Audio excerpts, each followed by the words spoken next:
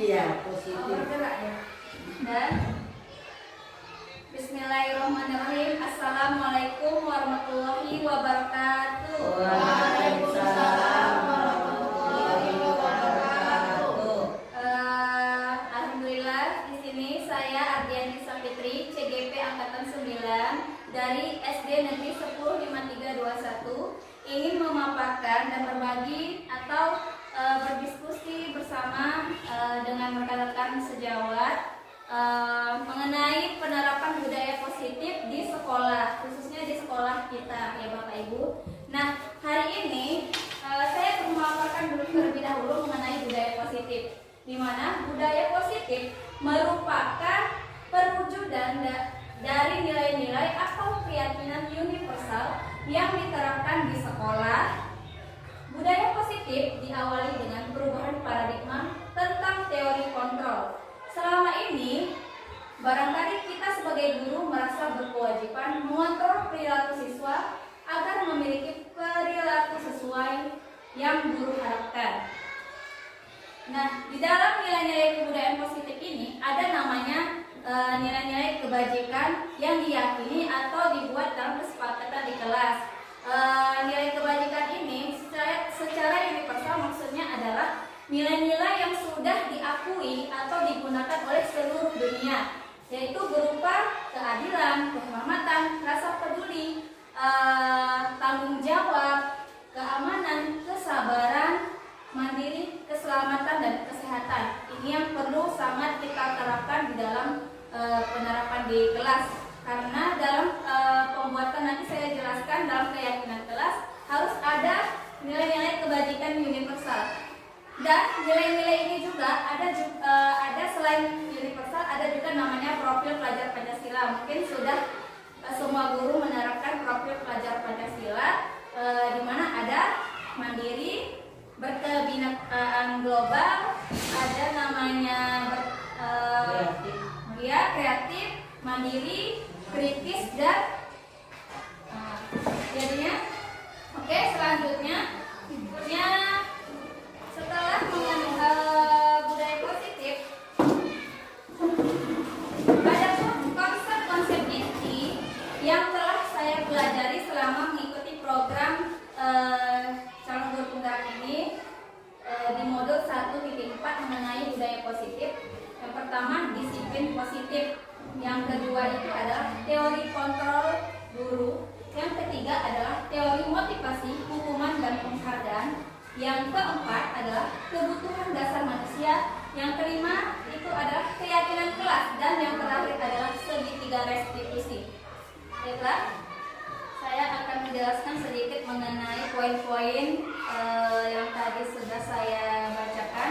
Yang pertama adalah disiplin positif. Nah, disiplin positif ini menurut Ki Hajar Dewantara, yaitu Bapak Pendidikan Indonesia, menyatakan bahwa untuk mencapai kemerdekaan atau dalam konteks pendidikan kita saat ini, untuk menciptakan murid yang merdeka, syarat utamanya adalah harus ada disiplin yang kuat. Disiplin yang dimaksud adalah disiplin diri yang memiliki motivasi internal. Jika kita tidak memiliki motivasi internal, maka kita memerlukan pihak lain untuk mendisiplinkan kita atau motivasi eksternal. Jadi di dalam dunia pendidikan, seorang guru pasti sudah memahami karakter setiap siswa, karena setiap siswa pasti mempunyai motivasi internal yang ada di diri anak. Nah, ada juga sesekali kita perhatikan karakter anak yang dia tidak menyadari bahwa dia mempunyai motivasi dirinya sendiri. Dia tidak mampu mengembangkan minat dan bakat yang dimilikinya. Jadi perlunya bantuan motivasi eksternal. Motivasi eksternal itu dari siapa? Dari kita sebagai guru dan orang tua. Nah, kitalah yang mengembangkan minat anak tersebut. Contoh, salah satu siswa itu tidak, kita lihat dia tidak minat, tidak mempunyai minat. Dia merasa tidak mempunyai minat apapun. Dia hanya berlari-lari. Nah, kita sebagai guru pasti memahami apa kesenangan anak itu. Misalnya, anak ini memang tidak menyukai belajar matematika. Mungkin dia mempunyai minat lain, misalnya olahraga. Maka perlunya motivasi eksternal itu apa? Minta bantuan dari bapak olahraganya, seperti itu, untuk mengembangkan minatnya. Nah, kemudian ada namanya posisi kontrol. Nah, ini yang sering sekali mungkin kita sebagai guru perlu penerapan yang lebih baik lagi untuk di sekolah. Nah, posisi kontrol ini ada 5. Yang pertama posisi penghukum, yang kedua posisi teman, yang ketiga adalah posisi merasa bersalah, dan yang keempat posisi pemantau, yang kelima adalah posisi manajer. Nah, guru itu mempunyai 5 posisi kontrol. Yang pertama penghukum. Ini mungkin sangat sering dilakukan oleh seorang guru, termasuk saya. Sedikit-sedikit kalau anak tidak mengerjakan PR, hukum, berkata kasar. Karena kita merasa dengan hukuman anak itu merasa jerah, seperti itu ya Bu. Tapi itu sebenarnya salah. Kenapa saya bilang salah? Karena dengan perkataan kasar anak itu menjadi benci sama gurunya. Efek dampaknya bisa benci, bisa merasa takut, ada efek traumatik di dalam dirinya. Nah, yang kedua posisi teman.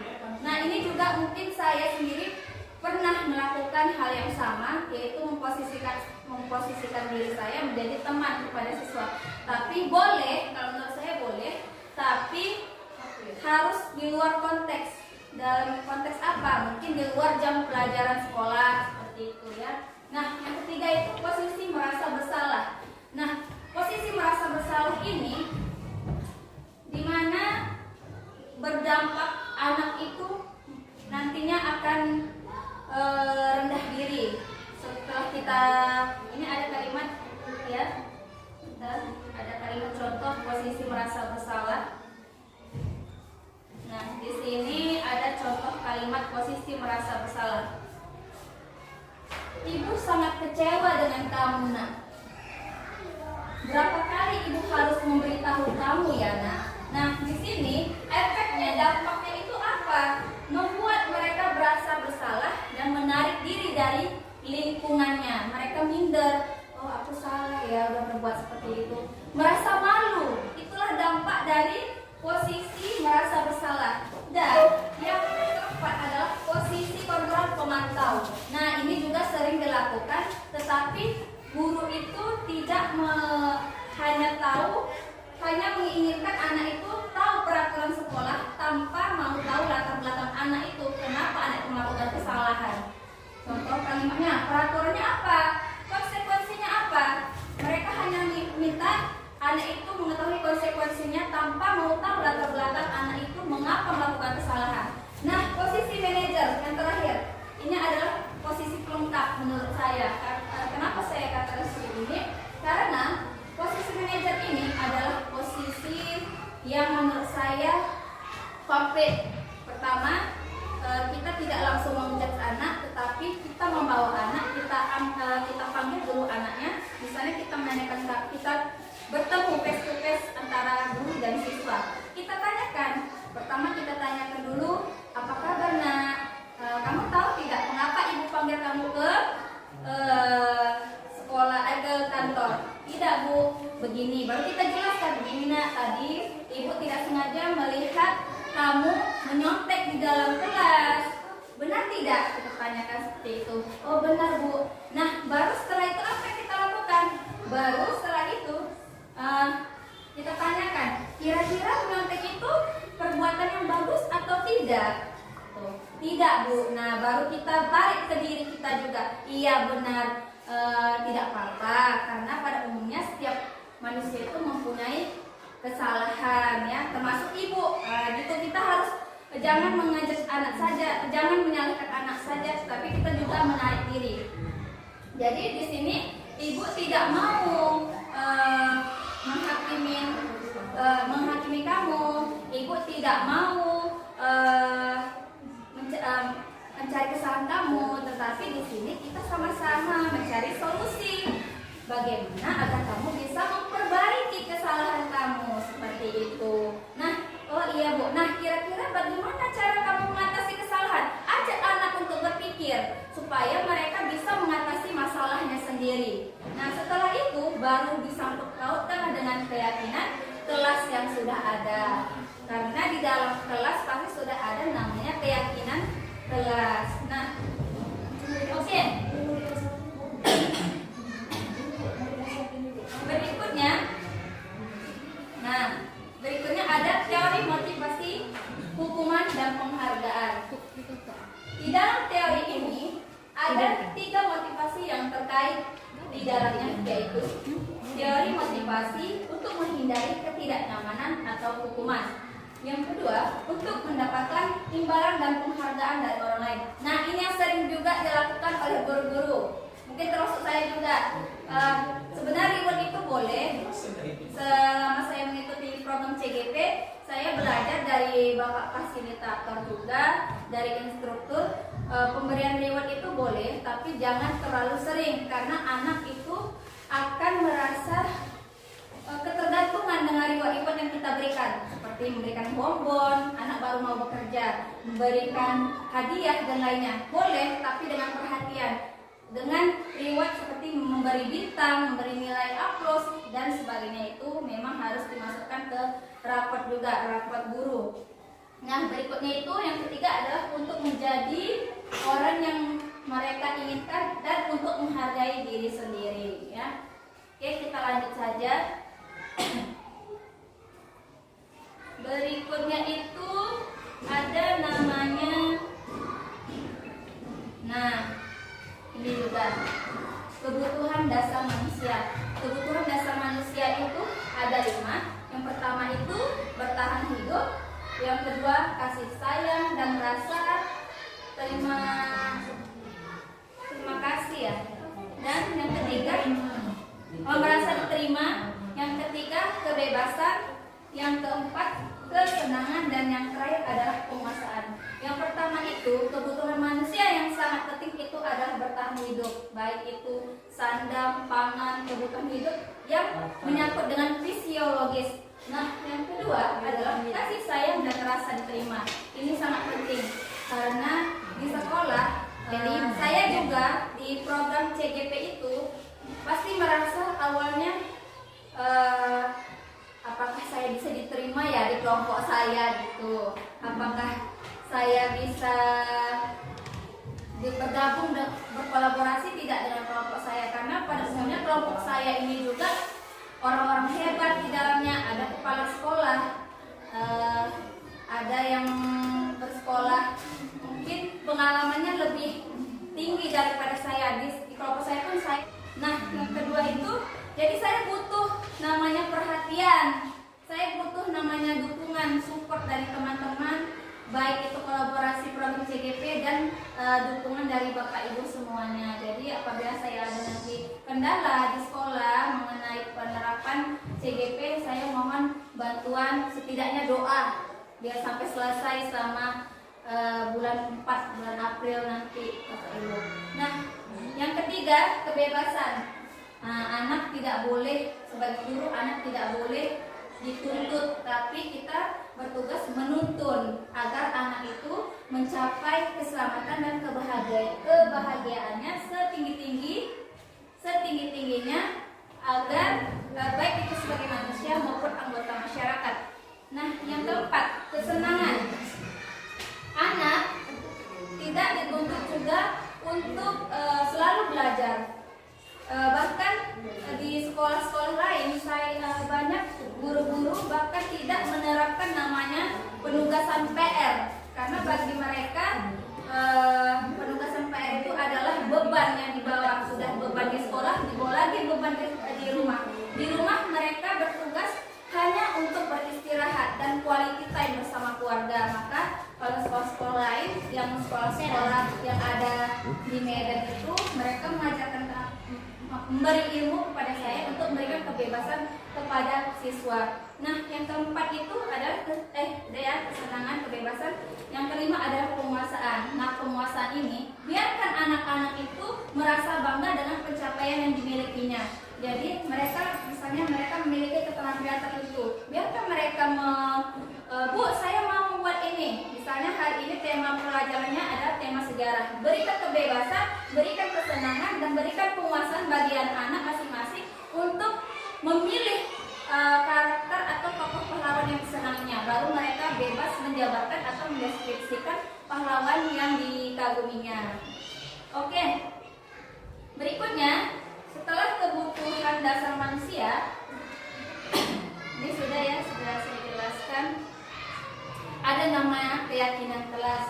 Nah, keyakinan kelas adalah aturan kelas yang telah disepakati antara guru dan siswa dan dijelaskan apa dampak yang akan diterima jika dilanggar oleh siswa. Hal ini untuk menciptakan kesadaran untuk melaksanakan aturan-aturan tersebut. Dengan rasa tanggung jawab hal ini untuk menciptakan kesadaran untuk melaksanakan aturan-aturan tersebut dengan rasa tanggung jawab ya. Nah, keyakinan kelas ini kalau sudah bisa kita sama-sama menerapkan. Kenapa saya bilang seperti itu? Karena keyakinan kelas ini adalah kesepakatan antara guru dan siswa membuat peraturan dan konsekuensi yang disepakati. Jadi jika kita sudah membuat kesepakatan tersebut, keyakinan yang sudah kita terapkan hasil dari ide-ide para siswa, beri konsekuensi. Tapi konsekuensi itu jangan dari guru saja, harus tukar pikiran bersama siswa. Jadi apabila siswa tidak memenuhi dari keyakinan kelas, konsekuensinya mereka sudah sepakati sebelumnya. Jadi tidak ada namanya ibu itu menghukum saya. Mereka sudah sadar karena sudah ada kesepakatan sebelumnya dari keyakinan yang sudah dibuat guru dan siswanya. Sudah saya jelaskan di awal bahwa kesepakatan atau keyakinan kelas ini adalah tercantum dalam profil pelajar Pancasila dan keyakinan atau nilai-nilai kebajikan yang ada pada nilai kebajikan universal. Ini ya, Bapak Ibu sudah saya jelaskan di awal. Dan berikutnya setelah keyakinan kelas ada namanya segitiga restitusi. Nah, ini segitiga restitusi adalah yang pertama menstabilkan identitas, yang kedua validasi tindakan yang salah, yang ketiga menanyakan keyakinan. Disinilah letak dimana kita sering yang tadi posisi kontrol. 5 posisi kontrol. Kira-kira ketika anak itu mengalami melakukan perbuatan salah, kira-kira kita melakukan posisi yang mana? Apakah penghukum, apakah pemantau, teman, merasa bersalah, atau manajer? Jadi saya membuat skenario, tapi skenario saya ini adalah posisi manajer. Mengapa saya memilih manajer? Kalau bisa semua sudah bisa menerapkan posisi manajer, agar tidak ada efek samping seperti yang saya katakan tadi. Penghukum ini sangat membuat efek yang tidak baik untuk siswa, karena siswa bisa membenci kita karena menyakiti perasaannya. Siswa juga bisa merasa trauma karena perkataan kasar oleh gurunya. Nah, contoh skenarionya ini sudah saya terapkan seperti yang saya katakan tadi. Panggil siswanya, ajak komunikasi face to face, baru tanyakan kenapa kamu melakukan kesalahan, tanyakan alasannya, baru mereka kan merasakan mereka merasakan kegagalan dari teguran kita. Apa ya salahku? Kenapa aku melakukan hal itu? Pasti itu. Itu namanya menstabilkan identitas. Mereka ingin, jadi kita bantu mereka untuk menstabilkan identitas yang sebelumnya gagal menjadi sukses. Jadi dengan apa? Dengan cara kita bantu dia memperbaiki dirinya. Inilah validasi tindakan yang salah, yang nomor 2. Kita cari solusi untuk siswa tersebut memperbaiki dirinya. Dengan apa? Dengan menyangkutpautkan yang ketiga, menanyakan keyakinan.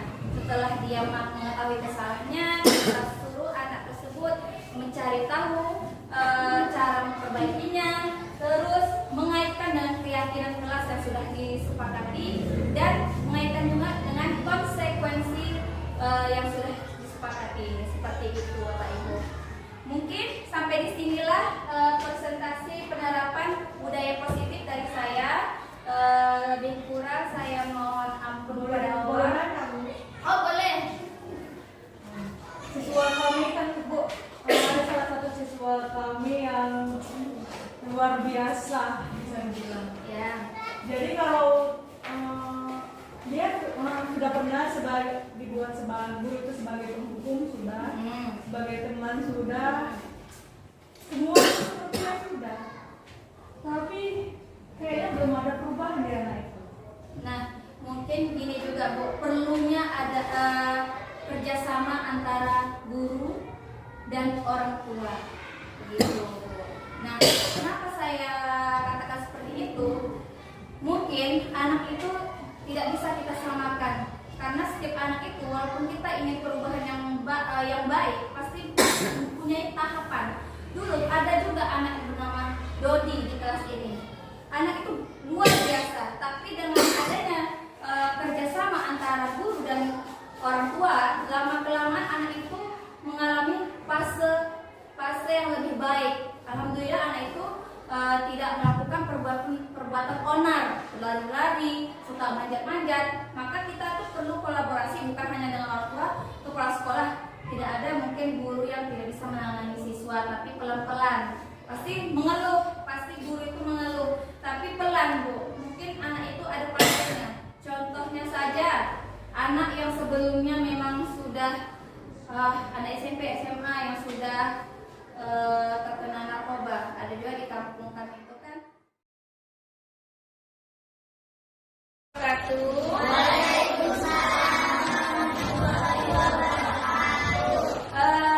Selamat pagi anak-anak.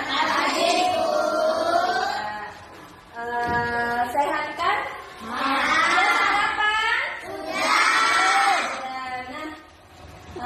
Setelah pembuatan keyakinan kelas, kan sebelumnya belum pernah kita buat keyakinan kelas. Karena apa? Dengan ada keyakinan kelas supaya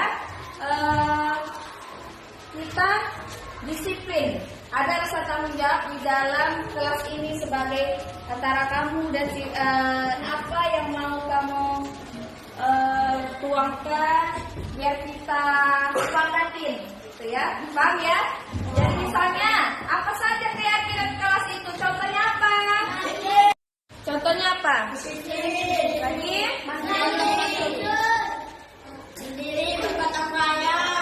Bergotong royong. Lagi apa lagi? Aktif. Iya, boleh.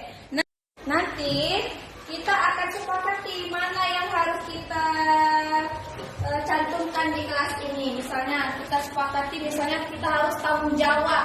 Tanggung jawab bisa membersihkan kelas. Itu udah tanggung jawab kamu ya. Itu ujian kita. Nah, jadi yang petugas piket itu sudah Ibu berikan sebelumnya. Jadi setiap hari Senin siapa petugas piketnya harus bertanggung jawab ya, membersihkan kelasnya. Oke, nah Ibu sudah suruh kamu bawa kertas karton masing-masing. Mana kertas karton setiap kelompok? Satu kelompok itu 3 orang. Ya, 3 orang. Oke, sudah bawa semuanya. Ini ada beberapa kertas stick note. Nah, ini nanti yang kelompok 1, kelompok 2, kelompok 3 dan kelompok 4 dan kelompok 5 akan membuat keyakinannya masing-masing. Setiap kelompok cukup 3 saja. Nanti kita ambil kesimpulan kira-kira mana yang mau kita sepakatin. Seperti itu ya. Bisa? Nah, bisa ya. Misalnya kelompok 1 menuliskan keyakinannya 3 aja. Misalnya dari kelompoknya, misalnya si Naila mau bertanggung jawab. Saya disiplin. Terus aktif, boleh bikin dulu kelompok 1 di kertas kartonnya, ya. Baru nanti ditempel, paham? Bisa kan? Bisa. Di kelompok 1. Bikin dulu ini, boleh lihat ya. Ini kelompok 2. Ini kawan-kawan, warna kuning ya.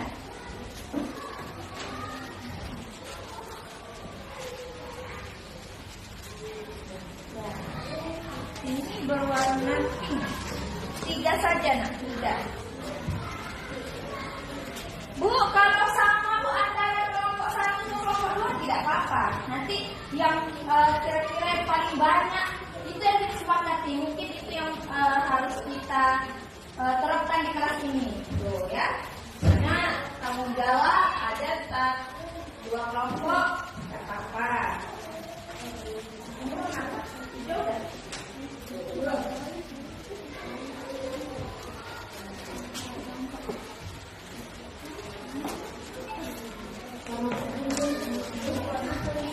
Nanti bikin nama kelompoknya ya.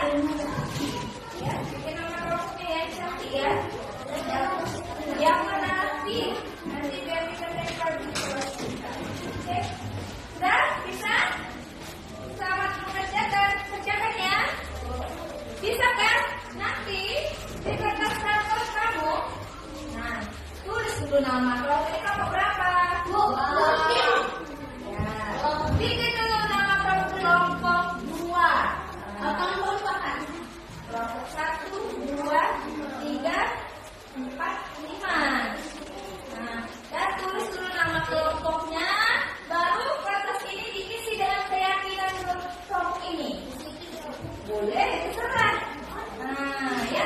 Yang penting itu nilai-nilai yang bagus ya. Budaya positif yang bagus. Kamu tempel lagi sini. Bisa? Oke. Kelompok 5 kan, Bu? Ya, bikin tulis nama-nama kelompoknya siapa saja. Tulis nama-nama ini. Dulu nama kelompok 3. Siapa namanya? Bisa. Pati.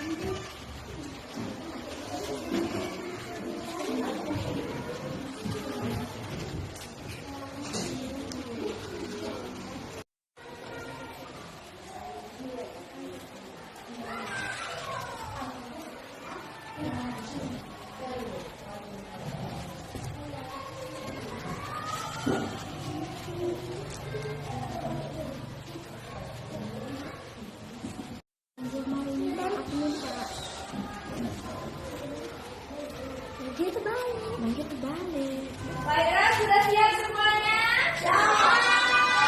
Oke, kalau sudah siap, Ibu minta dulu kelompok berapa ini tadi? Kelompok 2 untuk mempresentasikan hasil keyakinan kelasnya. Ya kan, sambutan dulu.